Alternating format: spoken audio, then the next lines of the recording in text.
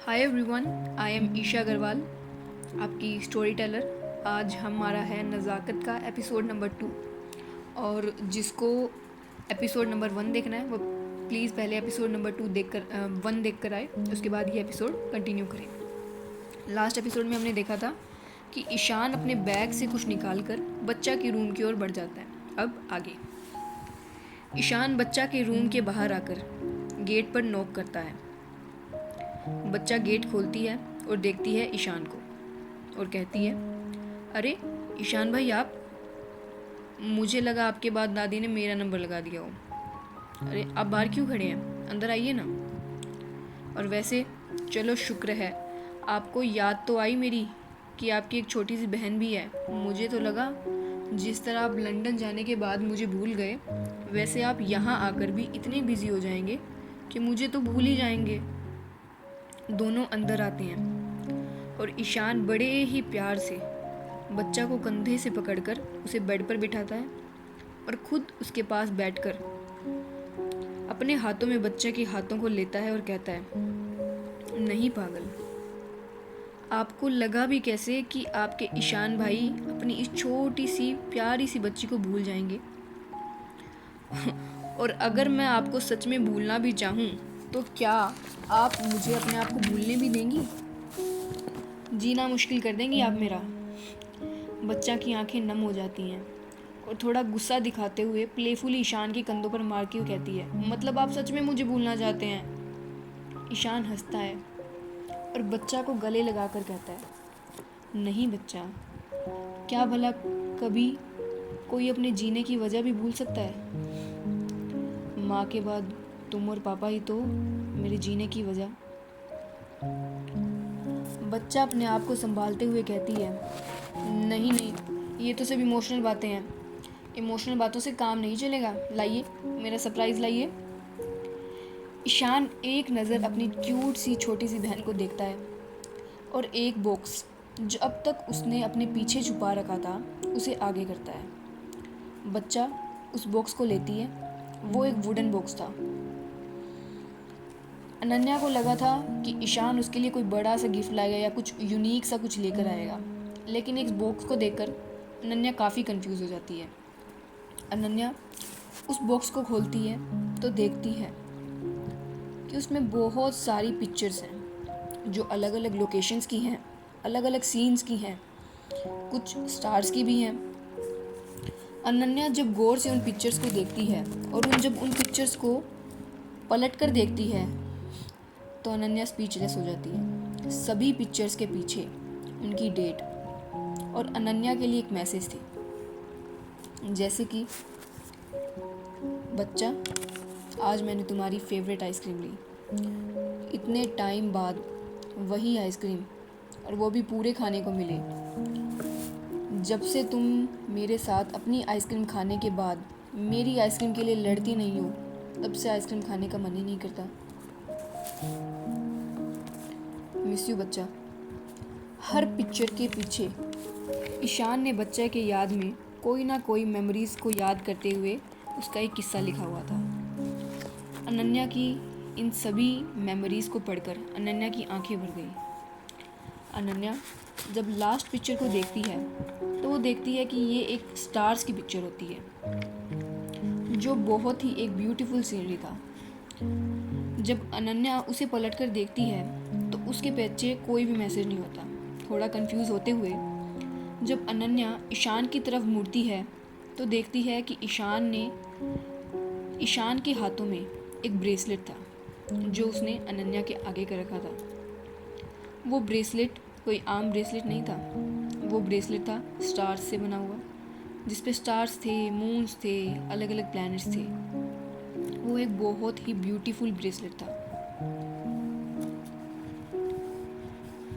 अनन्या की आंखों से आंसू की बरसात होने लगती है। ईशान बिना कुछ कहे वो ब्रेसलेट अनन्या की सॉफ्ट कलाई पर पहनाने लगता है और कहता है, इसे देखते ही मुझे तुम्हारी याद आई। याद है? याद है बच्चा, जब हम घंटों बाहर बैठकर तारे गिना करते थे और तुम हमेशा बीच गिनती में ही सो जाया करती थी। उस पुरानी मेमोरी को याद कर कर और फिर से जीकर दोनों के फेस पे स्माइल आ जाती है। और ईशान अपनी बात को आगे कंटिन्यू करते कहता है, और जब तुम उठती थी तो मुझे कहती थी कि भाई ये आप ही की गलती है, आपने ही स्टार्स ज़्यादा गिन लिए, आपने एक ही स्टार को 2 बार गिन लिया। और ये बात कहकर दोनों ज़ोर ज़ोर से हंसने लगे। ईशान ब्रेसलेट को अनन्या की कलाई पर बांधकर उसकी ओर देखता है। दोनों की ही आंखों में आंसू थे, लेकिन एक प्यारी सी स्माइल भी थी। अनन्या ईशान को कस कर गले लगाती है और कहती है, आई मिस यू भाई, I miss you so much. Ishan बच्चा के सर पर, उसके बालों पर एक सॉफ्ट किस करता है और उसके सर को सहलाकर कहता है, मिस यू टू बच्चे। अनन्या गले लगे ही कहती है, भाई सुना था पार्टनर जब लॉन्ग डिस्टेंस में होते हैं तो बहुत दुख होता है, लेकिन जब कोई भाई बहन लॉन्ग डिस्टेंस पर आ जाए तो उसके बारे में कोई कुछ क्यों नहीं कहता भाई। ईशान अनन्या की इतनी प्यारी सी कंप्लेन सुनकर कहता है, क्योंकि कुछ रिश्तों में शब्दों की ज़रूरत नहीं होती बच्चे, उन्हें सिर्फ और सिर्फ महसूस किया जाता है। ईशान हक ब्रेक करके कहता है, अपने हाथों को अनन्या के कंधों पर रखकर, चलो अभी नासुओं को पूछो और ब्रेकफास्ट पर चलो, कहीं पता चले हिटलर ने हम दोनों के नाम का वारंट निकाल दिया हो। ये बात कहकर दोनों हंसने लगते हैं और नीचे डाइनिंग एरिया की तरफ चले जाते हैं। रास्ते में अनन्या कहती है, भाई मुझे बाइक चलाने सीखना है, आप मुझे बाइक चलाना सिखाइए ना। आपको पता है कल मैंने एक मूवी देखी जिसमें एक फीमेल लीड बाइक चला रही थी।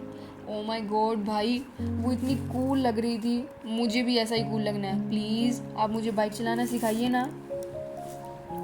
और इसी तरह दोनों बहन भाई बातें करते हुए डाइनिंग टेबल की तरफ चले जाते हैं।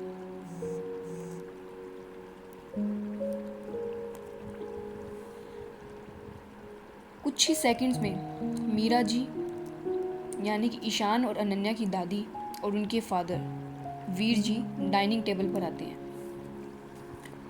मीरा अग्रवाल हेड चेयर पर बैठती हैं, उनकी एक ओर तो वीर जी बैठते हैं और दूसरी ओर ईशान और अनन्या बैठते हैं। सबको नाश्ता परोसा जाता है। जब सबसे पहला निवाला मीरा जी अपने खा लेती हैं, शुरुआत करती हैं, तब जाकर बाकी सब अपना नाश्ता स्टार्ट करते हैं। नाश्ता स्टार्ट हुए कुछ टाइम हो गया था। दादी का असिस्टेंट यानी मिस्टर सिन्हा दादी के कान में कुछ कहते हैं।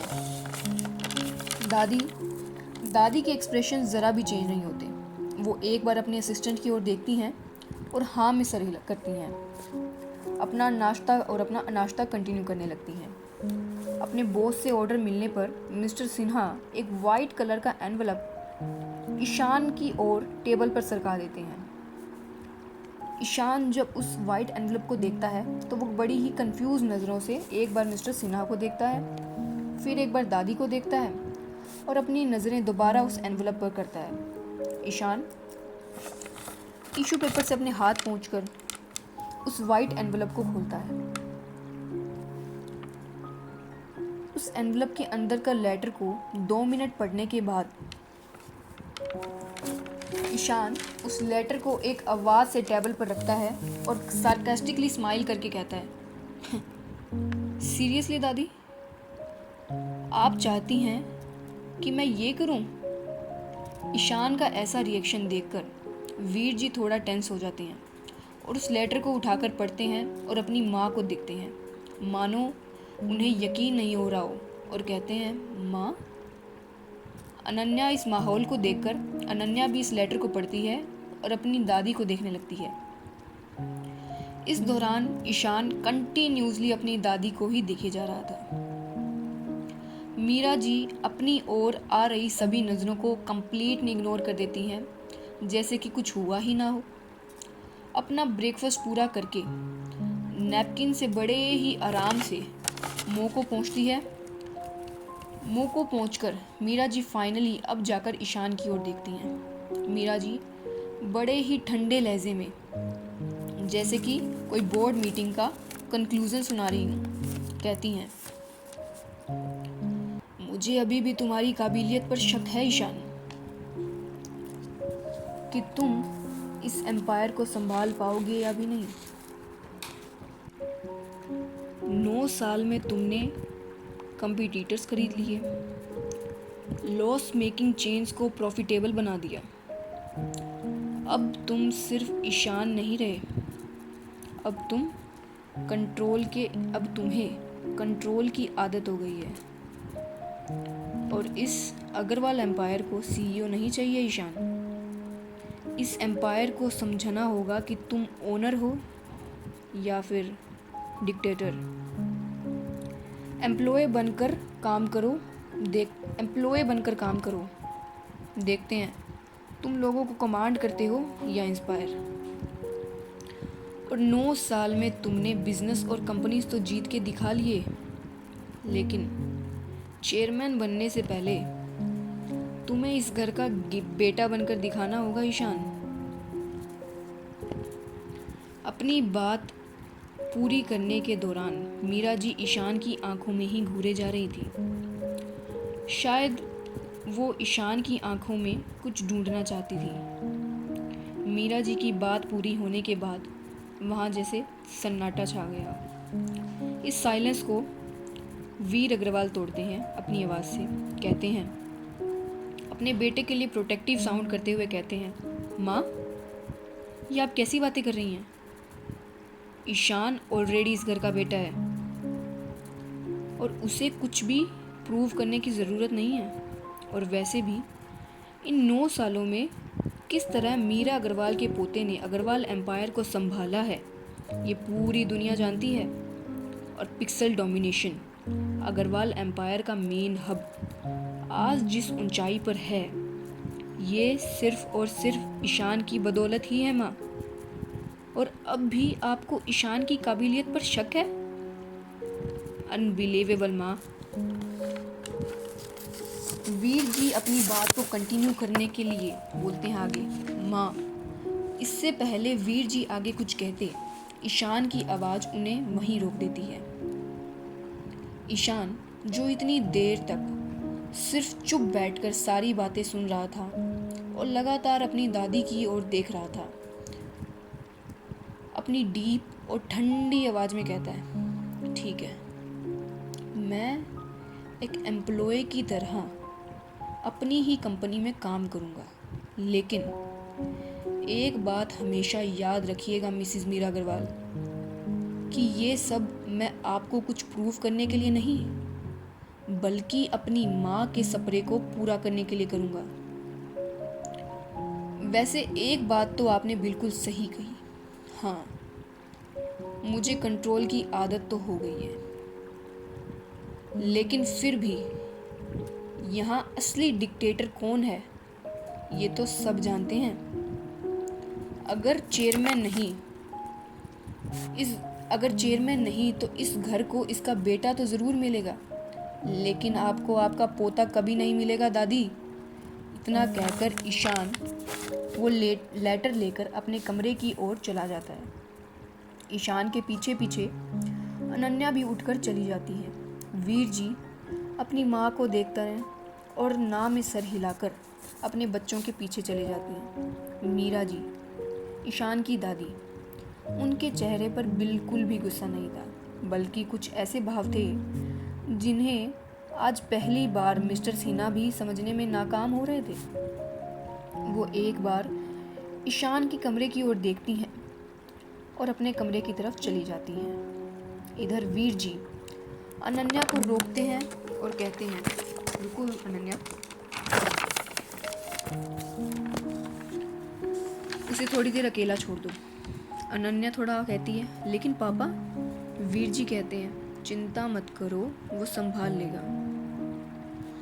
वीर जी और अनन्या दोनों ईशान के कमरे के दरवाजे की ओर देखते हैं और माहौल को ज़्यादा टेंस ना करते हुए अपने अपने काम पर चले जाते हैं। ईशान अपने कमरे में बेड पर बैठकर एक बार फिर उस लेटर को देखता है और उसे किसी कोने में फेंक देता है और एकदम धड़ाम से अपने बेड पर गिरकर छत को निहारने लगता है। लॉलीपॉप, जो अब तक ईशान के कमरे में सो रहा था, अब ईशान के साइड में जाकर लेट जाता है। ईशान अपना एक हाथ अपने सर के नीचे और दूसरा हाथ लॉलीपॉप को सहलाते हुए कुछ सोचने लगता है। और इसी तरह आज का दिन यूं ही चला जाता है। अब आते हैं कल के दिन पर।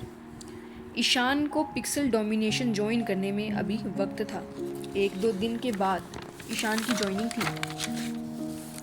अगले दिन रोज़ की तरह ही ईशान सुबह जल्दी उठकर घर के पर्सनल जिम में चला गया। जिम के बाद ईशान लॉलीपॉप के साथ वॉक पर चला गया। कुछ ही देर में आकाश ने उन्हें मॉर्निंग वॉक में ज्वाइन किया। वॉक करते करते दोनों पार्क में चले गए।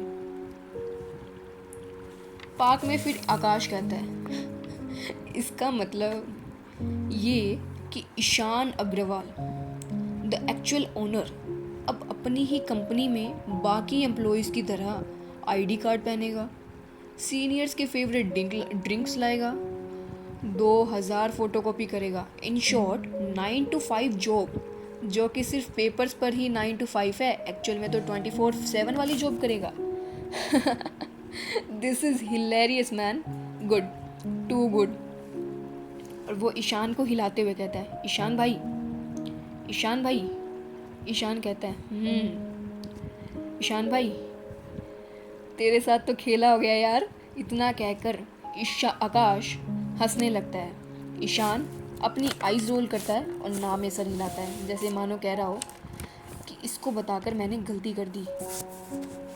ये था आकाश और ईशान का सीन। अब तलवार हाउस में स्वरा रोज की ही रूटीन की हिसाब से जल्दी उठ गई।